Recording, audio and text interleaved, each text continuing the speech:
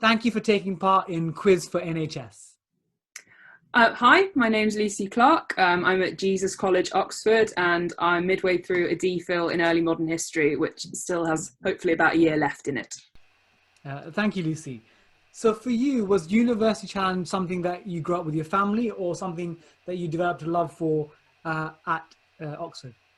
So I started watching University Challenge with my dad when I was 7, and that was kind of one of our big things we always did together. And so I tried out for University Challenge 3 times as an undergrad, and then this was my 4th go for DPhil. Finally managed it, so it was a very successful way of kind of completing the dream that I've had since I was, yay big. That's brilliant. And at what stage in your experience did you realise when you're watching the show, actually, I'm quite good at this? I'm not sure I ever had that moment. There were a couple of moments that felt quite good. There were some early modern questions. There was one where the answer was the Babington plot. Yeah. And I answered that and I was like, my supervisors will be proud of me because that's what I work on that period of time. So that felt nice. No, I thought you were brilliant on your series. But as well as that, you wrote a really thought-provoking article for The Guardian about your experience. Can you tell us more about this? Yeah, so when I first applied for the show and knew that we were getting on the filmed version, I was immediately a little apprehensive about the social media response, because I've been on Twitter since like 2009 and I know how uncomfortable being a woman in the public eye can be. And I was proved right. And over the course of the however many months it was between our first and last episodes, the internet was a mixture of things. Sometimes it was very nice. A lot of the time it wasn't. And I'd seen this happen to previous contestants. I mean, I grew up watching Gail Trimble and watching her get just ridiculous comments. Danny Cugini last year. And I finally got to the point where I didn't want to be dealing with this anymore. I thought it was disgusting. And I think it was when lockdown had just started, I just decided to start tweeting about it, because I don't think people realise just how insidious and really damaging this sort of thing can be. And plenty of people are like, oh, well, just rise above it. I don't think that's helpful. I think it's more important that we actually say, no, this is a thing that is happening to female contestants, to gender non-conforming contestants, to trans contestants, and contestants as well who aren't white. Anything that is, a deviant from the standard, you can get such horrible abuse. And so that's why I made the tweet thread about it. And then The Guardian got in contact very kindly to ask me to write an article about it.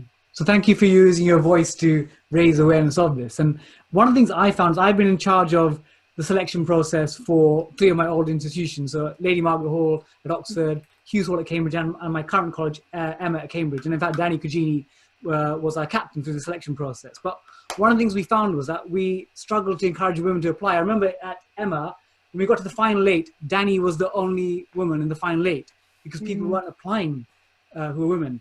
What can be done to encourage more of them like yourselves to apply for the process? I think some of it has to do with scrutiny within individual selection committees. So like I said, I was on the University Challenge team for my undergrad college 3 times. It was a very wee college. There were only like 35 people in a year. And it was always a perfectly gender balanced team because the student body was very gender balanced. In fact, there may have been more women than men, but also because the person who was running the team was very keen to make it fair.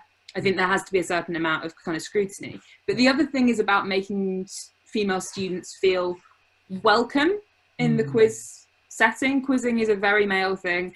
Lots of academic pursuits are felt to be male.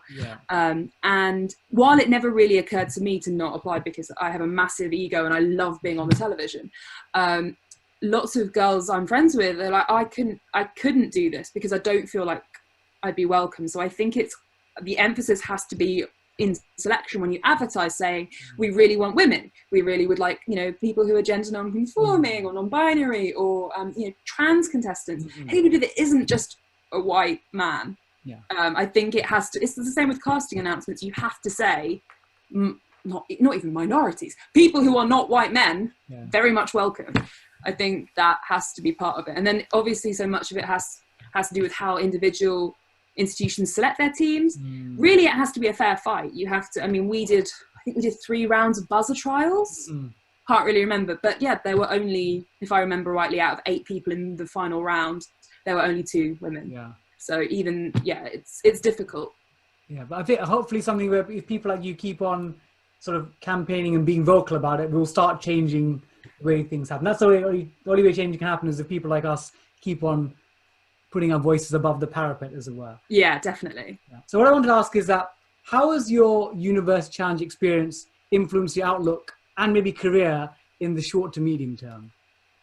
So I'm in the final year now, hopefully, of my DPhil, and it's always been my plan to go into academia. And I think the experience of being on University Challenge has actually reminded me of how much I like just reading about things that aren't what I do.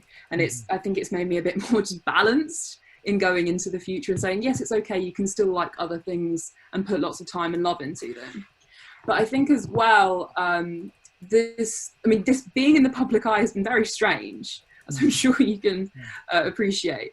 And I've kind of really enjoyed that side of actually being able to engage with things like, you know, the election, and now having quite a few people following me on Twitter, I can actually say things that might get listened to.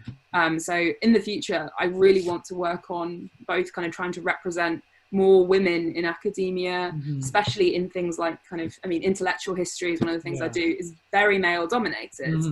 And if anything, it's reminding me to keep making a loud noise whenever it's important to make a loud noise. And also just trying to remember to encourage other people who, I have a big gob and always have loved talking to as many people as I can.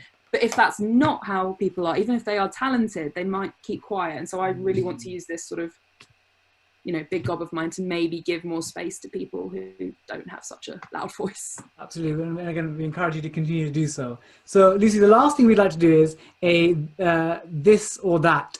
So I'm going to say 3 or 4 things. It could be like red or yellow, and you're going to have to pick reasonably quickly one or the other. Okay, so you ready for this? Yeah. Okay, number 1, printed book or e-reader? Printed book. Bowling or crazy golf? Crazy golf. Mozart or Metallica? Metallica. I can tell that. Cake or biscuit? Biscuit. Superman or Batman? Neither. Oh. I'm a Marvel fan. Oh, I should have asked Marvel or DC, then it would have been a... Well, thank you, Lucy. It's been a real pleasure talking to you. Yeah, thank you very much for having me on the show.